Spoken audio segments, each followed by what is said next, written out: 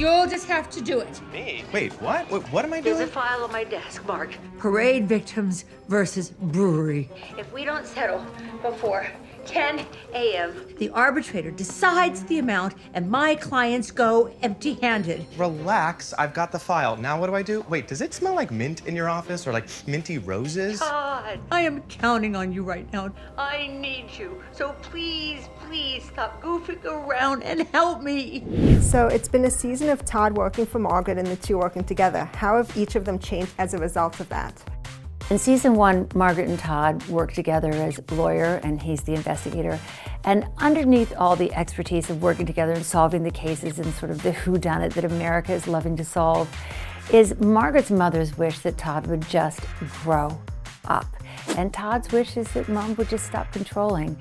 And I think when you see the finale, you'll see how we've accomplished that, maybe, hopefully, a little bit, kind of, yes. Speaking of the finale, they have to take on each other's usual roles a bit in it because Margaret's sick. So who has a harder time, Todd acting as a proxy or Margaret using her investigative skills?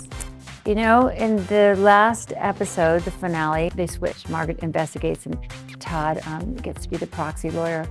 But unfortunately, we ended up cutting a lot of the Margaret investigating stuff because it was so long. So I think you're going to see Todd doing a lot more lawyering. You're going to see Margaret doing some very successful, very fast investigating. There's also going to be a bit of romance in the finale with Margaret and Gus sharing their first kiss. What can you say to set that up? I'd like more.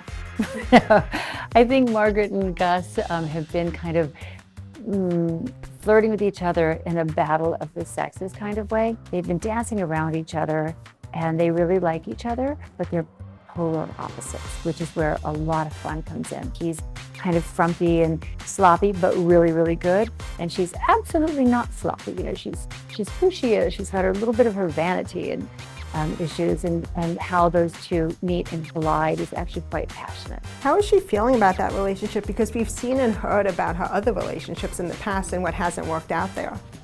Margaret, I think, has been burnt in relationships. And so I think as many women who've been burnt and gaslit, etc., there's a bit of trepidation and there's a bit of affection that she needs to have going on, and she needs to be able to trust him. And so when those issues come up between them, the relationship is just going to, and then it comes back, and I think Margaret's finally open to exploring.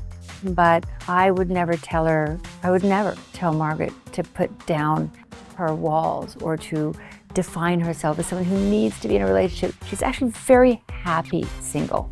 And there's the matter of named partner possibly coming up again in the finale. What will we see about that?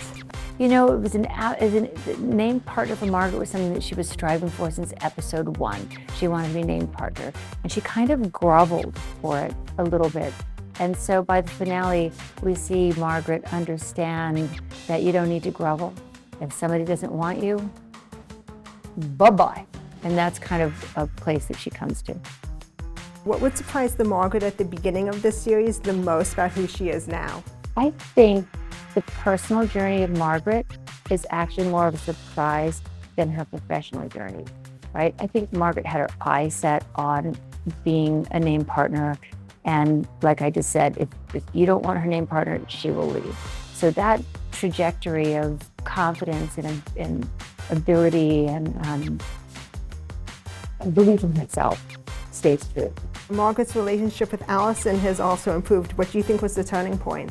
I think the very same thing I was just talking about. Margaret needed to stop controlling Todd, and she needed to stop controlling Allison. And I don't think there is a turning point. I think it's still a turning point. It's still turning, although the last episode before the finale, there's a beautiful scene on the bed, and Allison says, "Back off, Mom.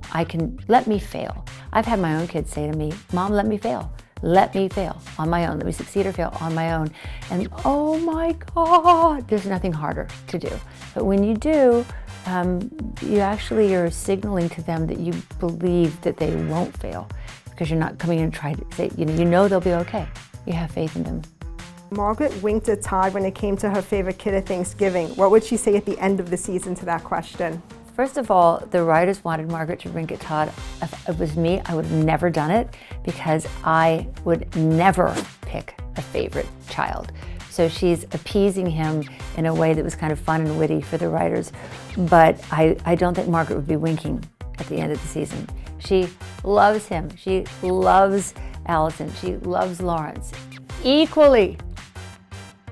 That's it. They're all amazing kids. Is there a fun behind-the-scenes anecdote from filming season 1 you can share? Oh my God, and I would be arrested. So no. we had a great time. All of us had a really, really good time, and I would say there's a lot of laughter. We ended the season with a big crew bowling party, which lasted and lasted, through into the night. They had to kick us out of the place, and we just have a good time.